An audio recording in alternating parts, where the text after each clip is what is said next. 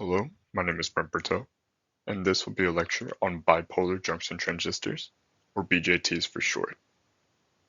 This will be referencing Microelectronic Circuits 8th edition by Cedra and Smith. In today's lecture, we're going to cover the following topics: the device structure of the BJT, its modes of operation. Then we'll take a look at the NPN BJT and study the active region, then study its saturation region. Then we'll study the PNP type of BJT, and then we'll see how to do BJT circuit analysis, and throughout the video, I will do multiple examples. So let's get started. So this is the BJT. This is its device structure. Now there are two types of BJT devices. So this one at top is the NPN type,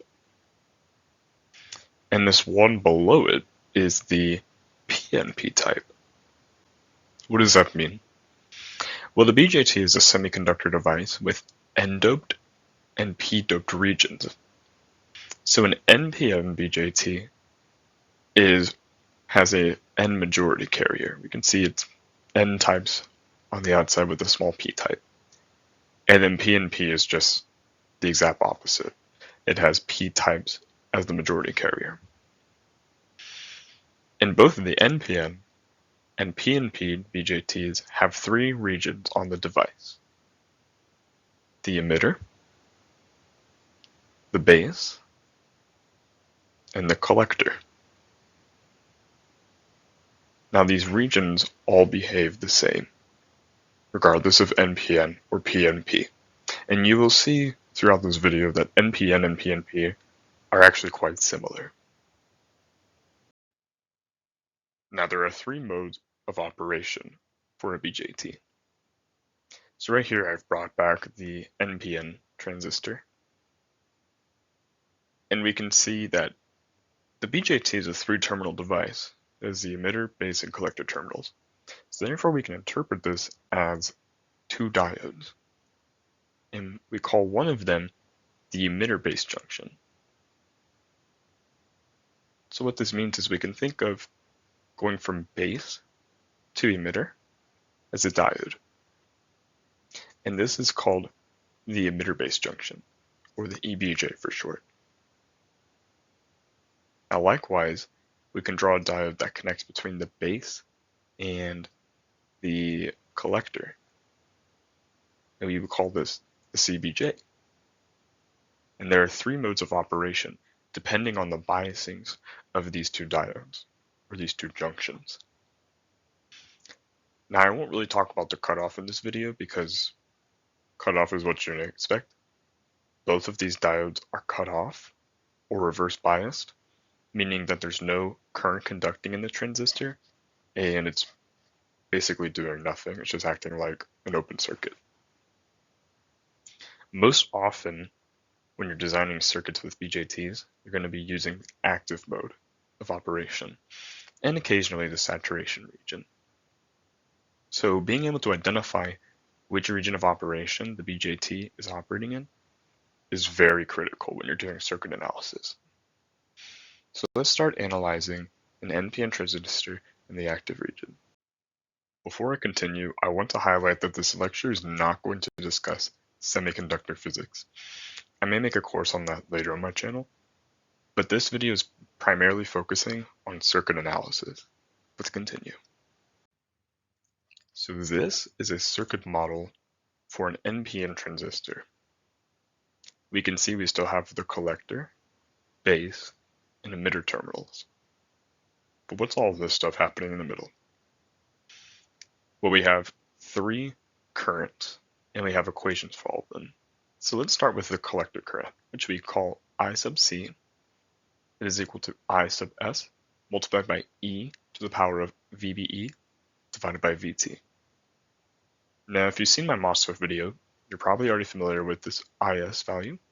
This is the saturation current. It's usually very small, like 10 to the negative 15 amps small, very small. VBE is simply just the voltage drop between the base and the emitter. And VT is called the thermal voltage. It's a semiconductor property, and at room temperature it is 25 millivolts. So that is this collector current. Now we have the base current. So we have this equation for IB. But most often you're just going to do IB equals collector current divided by beta. Now what is beta? So beta is a BJT property. It stands for the common emitter current gain. What does that mean? I honestly don't know. I'm just going to keep calling this beta throughout the video. Now emitter current also has this kind of messy equation, but we can introduce another BJT property, alpha, and say IE is equal to IC divided by alpha. Additionally, if you take a look at the nodes here, we see that IE is just the summation of the collector and base current. And what is alpha? Well, alpha is the common base current gain. Again, I can't really explain that. Just know these two things exist and they're very important for BJTs. And if you know one of these properties, you can solve for the other. So if I know alpha, I can solve for beta and vice versa. So these are all really important equations when you're doing circuit analysis with a BJT. Let's do some examples. Alright, so let's solve example 1. Consider an NPN transistor with VBE equal to 0.7 volts at IC equal to 1 milliamp. We want to find VBE when IC equals 0.1 milliamps, and then again when it's 10 milliamps. So this is actually a good example to show you a new equation.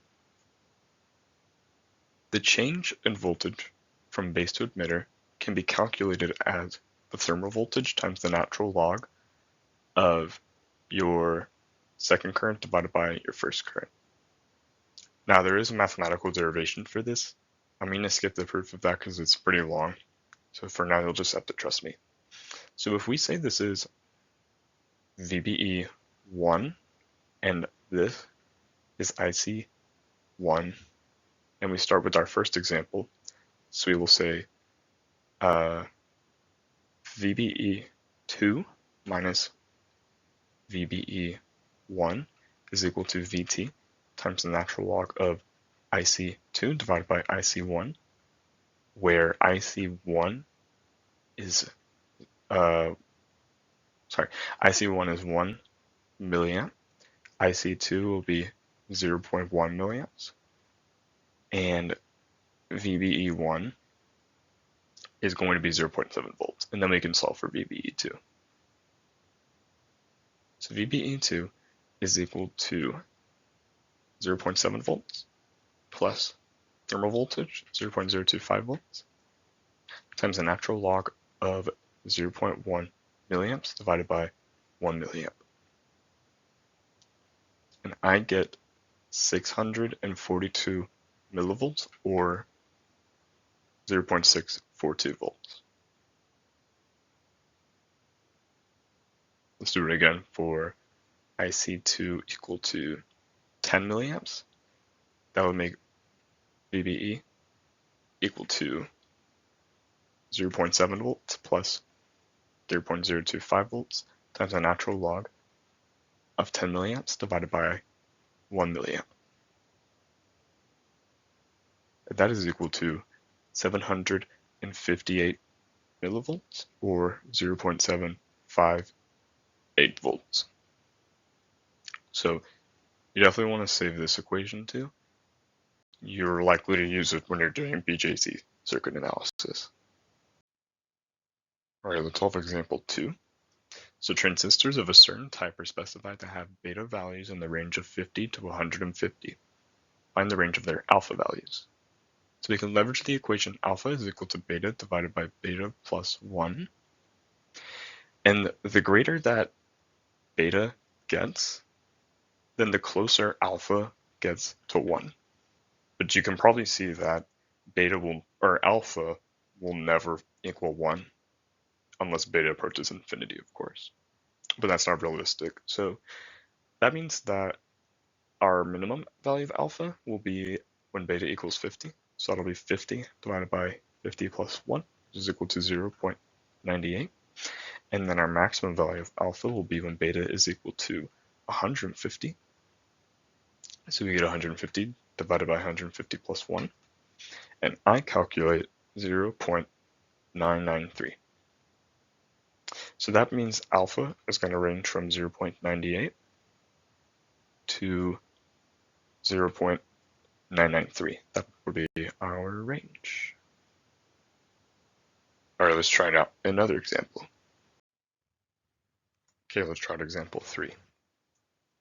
An NPN BJT in a particular circuit has a base current of 14.46 microamps and emitter current of 1.460 milliamps, and then a base emitter voltage of 0.7 volts. For these conditions, calculate alpha, beta, and the saturation current. So I know that IE is the same thing as the collector current divided by alpha. So I can find alpha if I know my collector current. I also know that the emitter current is equal to the base current plus the collector current. So therefore, I can say the collector current is equal to the emitter current minus the base current. So that's going to be 1.460 milliamps minus 14.46 microamps. Now milliamps is 10 to the power of negative 3, and then micro is 10 to the power of negative 6, just FYI. But anywho, I get that IC is equal to 1.446 milliamps, which means IE, well, really we're solving for alpha. Alpha would be equal to IC divided by IE, so that's going to be 1.446 milliamps divided by 1.460 milliamps. And I get 0.99. Now once you know alpha, you can solve for beta directly. But let's just have some fun. We can also use beta equals IC divided by IB. You don't necessarily have to use alpha, so that's going to be 1.446 milliamps divided by 14.46 microamps. So I calculate beta equal to 100. And then lastly, we can use this equation to find saturation current. So we know that collector current is equal to saturation current times e to the power of VBE divided by VT. So therefore, saturation current is equal to collector current divided by e to the power of VBE divided by VT, which is 1.446 milliamps divided by e to the power of 0.7 volts divided by 0.025 volts, which is equal to 10 to the negative 15 amps, very small. All right, now let's study the saturation region. On to the saturation region for an NPN transistor. So to really discuss the saturation region, I have this graph here for an NPN transistor. So we can see in the active mode, the collector current is pretty constant, but in saturation mode, it decreases exponentially to 0.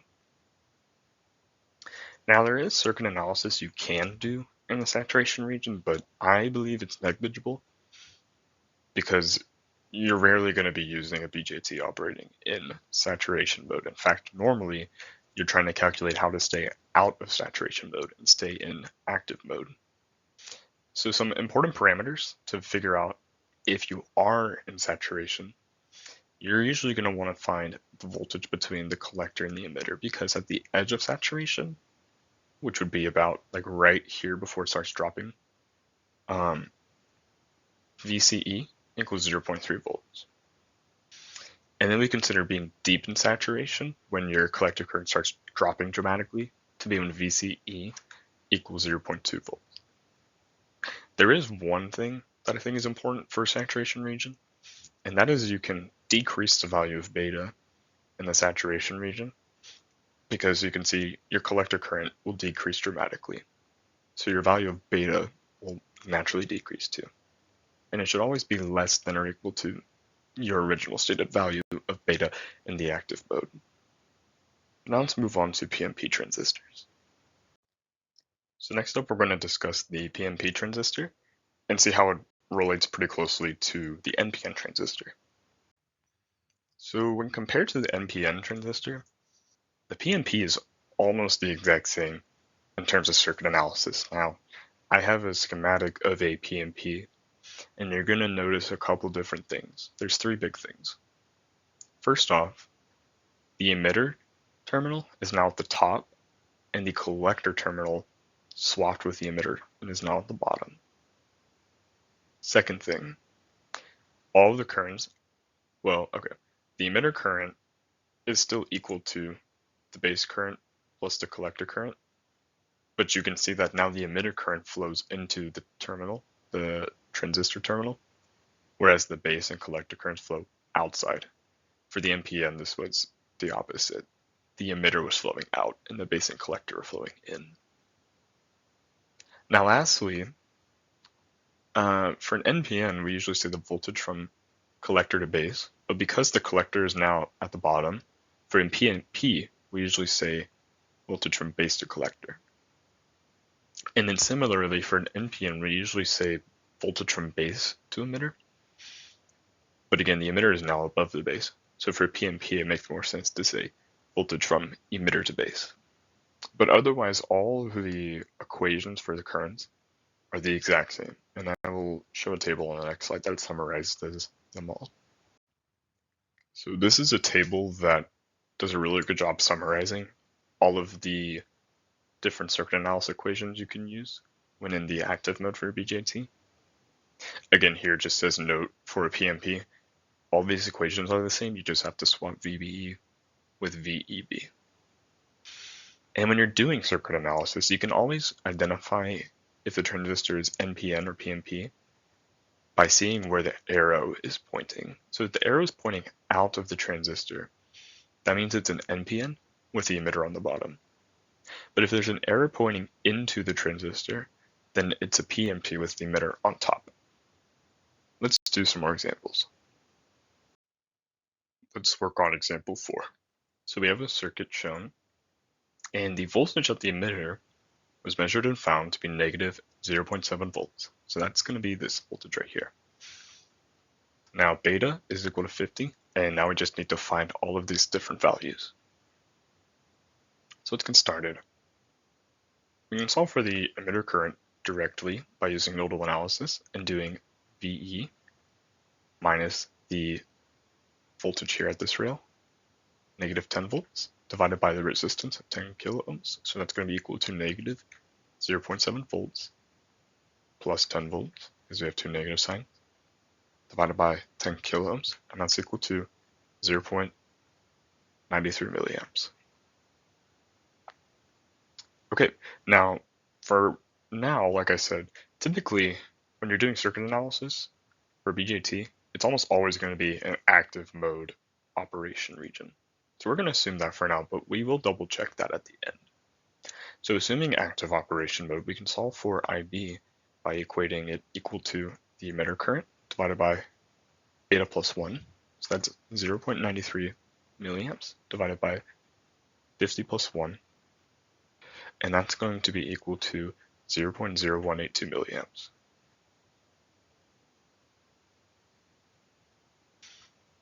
And lastly, we can do nodal analysis to solve for IC. So IC is equal to IE minus IB. So that's equal to 0.93 milliamps minus 0.0182 milliamps, and that is approximately 0.91 milliamps. Okay, now we need to find VC.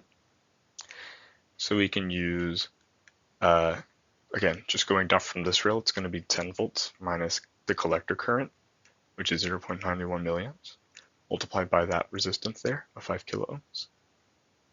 And so I calculate 5.45 volts.